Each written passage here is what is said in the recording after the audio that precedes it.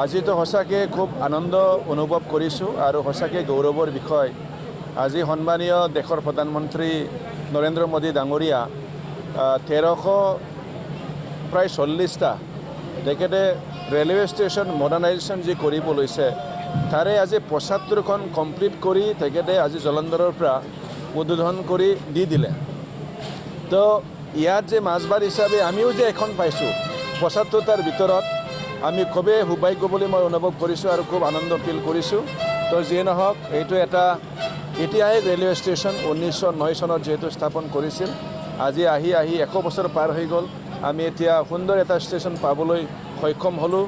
সব মানে অত্যাধুনিক ব্যৱস্থা আছে ইয়াতে, টয়লেটৰ পৰা আৰম্ভ কৰি টিকেট কাউণ্টাৰ আৰু ইয়াত যিখিনি ৱেইটিং এৰিয়া ফেচিলিটি, তাৰপিছত চাইল্ড কেয়াৰ ইউনিট, আমাৰ ডেডিকেটেড পাৰ্কিং সকলো ব্যৱস্থাখিনি আছে।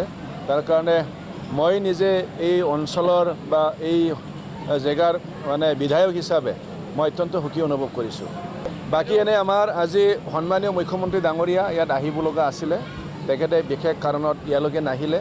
তেখেতে মোক দায়িত্ব দিছে এই অনুষ্ঠানত থাকিবৰ কাৰণে। তো তেখেতেও অত্যন্ত সুখী আজি অসমত যে 2খন ষ্টেচন 75ৰ ভিতৰত যিহেতু আজি উদ্বোধন কৰা হ'ল।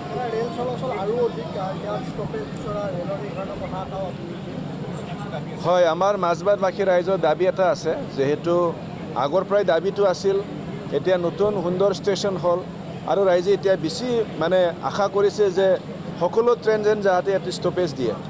ইয়াৰ কাৰণে ময়ো ৰাইজৰ হৈ আজি আমাৰ NM ৰেলৱেৰ মহাপ্ৰবন্ধকক মই অনুৰোধ কৰিছোঁ। প্ৰধানমন্ত্ৰী মাননীয় নৰেন্দ্ৰ মোদী ডাঙৰীয়াই জলন্ধৰৰ পৰা অমৃত ভাৰত ষ্টেচন শুভাৰম্ভ কৰে আৰু আমাৰ ইয়াত আজি মাজবাটত আমাৰ অসমৰ ৰাজ্যপাল লক্ষ্মণ প্ৰসাদ আচাৰ্য ডাঙৰীয়াৰ উপস্থিতিত এই শুভাৰম্ভ কাৰ্যসূচী সমাপন হয়। আৰু এটা সময়ত এনেকুৱা আছিল, তাৰমানে অসমখনক বা উত্তৰ পূৰ্বাঞ্চলক মাহীয়াই চকুৰে চাই এনেকুৱা এটা মানুহৰ ধাৰণা আছিল। আচলতে আজি প্ৰমাণ কৰা হৈ গ'ল, মাহীয়াই নহয়, আজি উত্তৰ পূৰ্বাঞ্চলক মাননীয় প্ৰধানমন্ত্ৰী নৰেন্দ্ৰ মোদী ডাঙৰীয়াই প্ৰত্যেকটো মুহূৰ্তত গুৰুত্ব দি আহিছে। 1300ৰো অধিক ষ্টেচনৰ ভিতৰত আজি আমাৰ মাজবাট ষ্টেচনটো অন্তৰ্ভুক্ত হোৱাটো আমাৰ বাবে অতি সুখবৰ আৰু আনন্দদায়কৰ। অত্যাধুনিক পদ্ধতিৰে এটা ষ্টেচন ইয়াত নিৰ্মাণ কৰা হ'ব আৰু এইখিনি আমি মানে অকল অমৃত বুলি কওঁতে কি আচলতে যিটো খাই ভাল লাগে, আমি মানে কিবা এটা বস্তু খাই কওঁ মানে অমৃত খোৱা যেন লাগিল বুলি কওঁ। গতিকে তেনেকুৱা এটা ষ্টেচন আজি ইয়াত আমাৰ পাবলৈ সক্ষম হৈছোঁ। মাননীয় প্ৰধানমন্ত্ৰী মহোদয়ক আন্তৰিক ধন্যবাদ জ্ঞাপন কৰিছোঁ মই ইয়াৰ মাজবাটৰ পৰা।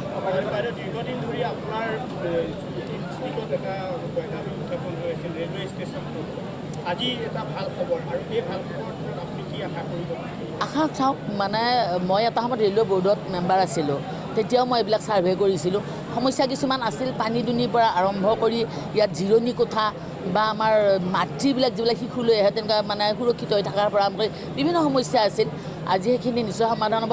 অকল মাজবাটটোৱেই নহয়, এনেকুৱা অমৃত ষ্টেচন আৰু আমি বিচাৰোঁ আচলতে সেইখিনিতে ভৱিষ্যতত উত্তৰ পূৰ্বাঞ্চল যাতে বাদ নপৰে। তাৰপৰা আমাৰ অসম মানে ওদালগুৰি যিবিলাক ষ্টেচন আছে কিন্তু যাতে বাদ নপৰে, অত্যাধুনিক ষ্টেচনৰ জৰিয়তে যাতে একোটা আমি পাবলৈ সক্ষম আৰু সকলোখিনি সুবিধা যাতে তাত থাকে, সেইটোৱে সদায় আশা কৰোঁ। এতিয়া চাওক, এইটো বস্তু মানে দৰং জিলাৰ ৰেল লাইন নাই সেইটো সকলোৱে জানে আৰু এইটো দাবী উত্থাপন হৈ আছিল আমাৰ সাংসদ ৰমেন ডেকাৰ পৰা আজিলৈকে। এইখিনি বস্তু আমাৰ সদায় তেওঁলোকে দাবী কৰি আহিছে আৰু আমি আশা কৰিছোঁ এইটো প্ৰায় যিটো প্ৰচেছ হ'ব লাগে সেইখিনি আগবাঢ়িছে। আমি সাংসদ মহোদয়ৰ পৰা যিখিনি আমি মানে গম পাইছোঁ, গতিকে এইখিনি কম দিনত নিশ্চয় সমাপন হ'ব। ইয়াৰ মানে টেণ্ডাৰ মাৰাৰ পৰা আৰম্ভ কৰি কাম আগবাঢ়িব, মানে সমাপন বুলি পেলাই শুনিছোঁ। এইটো আশা ৰাখিছোঁ নিশ্চয় আমি দৰং জিলায়ো ৰেল ষ্টেচন এটা পাম আৰু কম খৰচত মানুহে যাতায়াত কৰাৰ সুবিধাখিনি পাব।